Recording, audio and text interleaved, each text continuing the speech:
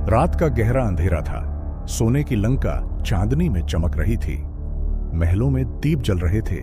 राक्षस पहरेदार महलों की रक्षा में तैनात थे। सब कुछ सामान्य लग रहा था। लेकिन उस रात लंका में एक अजनबी घूम रहा था। सूक्ष्म रूप धरे वह थे हनुमान जी। वे सीता माता की खोज में आए थे, अकेले। किसी को पता नहीं था कि वे यहां हैं। वे लंका की गलियों में घूम रहे थे। कहां होंगी सीता माता? हर गली में अंधेरा था। हर घर में राक्षस रहते थे। यह वह नगरी थी जहां राम का नाम लेना भी अपराध माना जाता था। लेकिन तभी हनुमान जी के कानों में एक आवाज पड़ी, राम राम राम। हनुमान जी ठिठक गए। उन्होंने ध्यान से सुना। पूरी लंका में लाखों राक्षसों के बीच सिर्फ एक ही घर से राम नाम की ध्वनि आ रही थी। हनुमान जी उस घर की ओर बढ़े। एक छोटी सी खिड़की से दिए की हल्की रोशनी बाहर आ रही थी। अंदर एक व्यक्ति शांत बैठकर राम नाम का जप कर रहा था। वह थे विभीषण, रावण के सगे भाई और शायद रामायण के सबसे गलत समझे गए पात्रों में से एक। लेकिन उस रात तक पहुंचने के लिए हमें थोड़ा पीछे जाना होगा। कहानी शुरू होती है ऋषि विश्रवा के आश्रम से। वहीं जन्मे 3 भाई, रावण, कुंभकर्ण और सबसे छोटे विभीषण। तीनों एक ही परिवार में जन्मे थे, लेकिन उनके स्वभाव बिल्कुल अलग थे। रावण को शक्ति प्रिय थी, उसे विजय चाहिए थी। कुंभकर्ण को भोजन और नींद प्रिय थी, लेकिन विभीषण का मन कुछ और ही खोज रहा था। उन्हें धर्म में रुचि थी।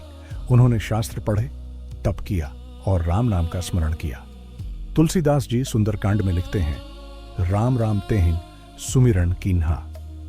अर्थात लंका में भी विभीषण राम नाम का स्मरण करते थे। सोचिए, जिस घर में राम के विरोध की बातें होती हों, उसी घर में कोई व्यक्ति राम नाम जप रहा हो, यह आसान नहीं होता। तुलसीदास जी ने उनकी स्थिति को एक सुंदर उपमा से समझाया है। जिमि दसनन ही महु जीभ बिचारी। जैसे दांतों के बीच एक अकेली जीभ होती है, वैसा ही जीवन विभीषण का था, अपने ही घर में अकेले। और फिर वह दिन आया जिसने विभीषण की जिंदगी हमेशा के लिए बदल दी। रावण सीता माता को लंका लेकर आया। पूरे दरबार में उत्सव था।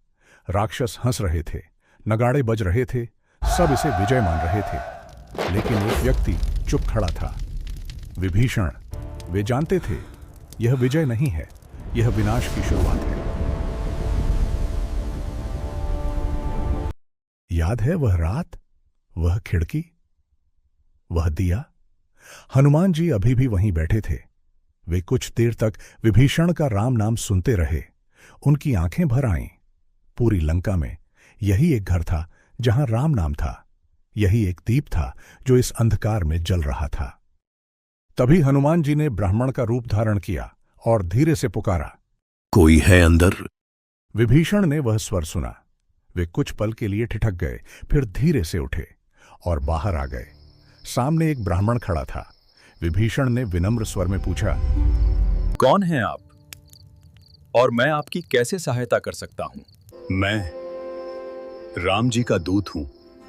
सीता माता की खोज में यहां आया हूं। राम जी का नाम सुनते ही विभीषण की आंखों में आंसू आ गए। लेकिन उन्होंने बिना देर किए हनुमान जी को अशोक वाटिका का पता बता दिया, जहां रावण ने माता सीता को कैद करके रखा था।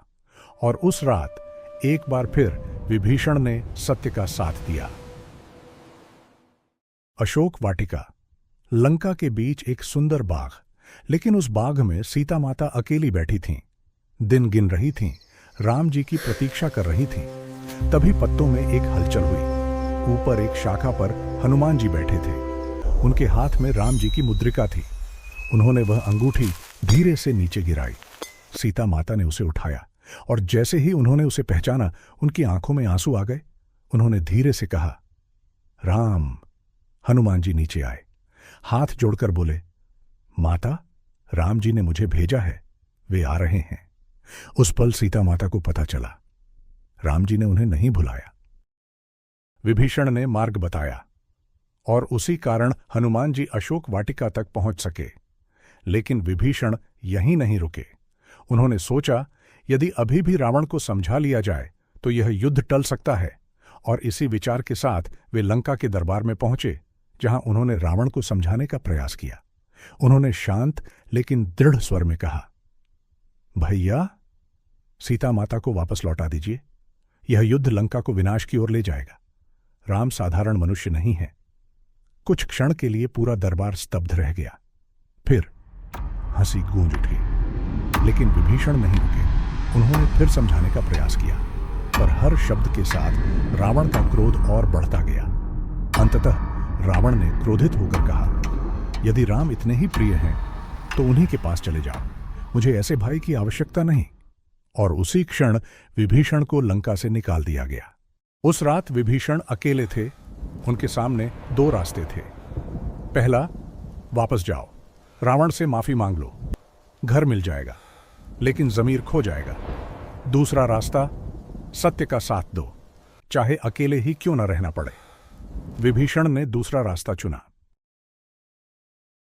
जब विभीषण राम के शिविर में पहुंचे, वानर सेना में हलचल मच गई। सुग्रीव ने कहा, यह रावण का भाई है, इस पर विश्वास नहीं किया जा सकता। लेकिन राम शांत थे। उन्होंने कहा, जो मेरी शरण में आता है मैं उसे कभी नहीं छोड़ता। राम ने विभीषण को स्वीकार किया और उसी क्षण विभीषण का अकेलापन समाप्त हो गया। अब रामायण से बाहर आकर आज की दुनिया को देखिए। आज भी जो व्यक्ति गलत के खिलाफ आवाज उठाता है उसे गद्दार कहा जाता है, लेकिन इतिहास ऐसे लोगों को एक अलग नाम देता है, सत्य का साक्षी। विभीषण ऐसे ही लोगों में से एक थे। तो अब वही सवाल जो सदियों से पूछा जाता है, क्या विभीषण गद्दार थे? जरा उनके जीवन को देखिए। बचपन से ही साधु स्वभाव, राम नाम का जप और हर बार रावण को समझाने की कोशिश। जो व्यक्ति गलत को रोकने की कोशिश करता रहा उसे गद्दार कहना शायद कहानी को समझे बिना फैसला देना है। उन्होंने अपने भाई को नहीं छोड़ा, उन्होंने अधर्म का साथ छोड़ दिया। जब घर में आग लगी हो तो आग लगाने वाले का साथ देना वफादारी नहीं है। वफादारी यह है कि आग बुझाने की कोशिश की जाए। अगर आपकी जिंदगी में कोई सच बोल रहा है और आप उसे गद्दार कह रहे हैं तो शायद सोचने का समय है, आप इस कहानी में कौन हैं? अगर आपको लगता है विभीषण सही थे तो लिखिए नायक, और अगर गलत लगे तो लिखिए गद्दार। और अगर कोई सच की वजह से अकेला पड़ गया है, ये वीडियो उसे भेजिए। उसे यह जानना चाहिए वह अकेला नहीं है। जय श्री राम।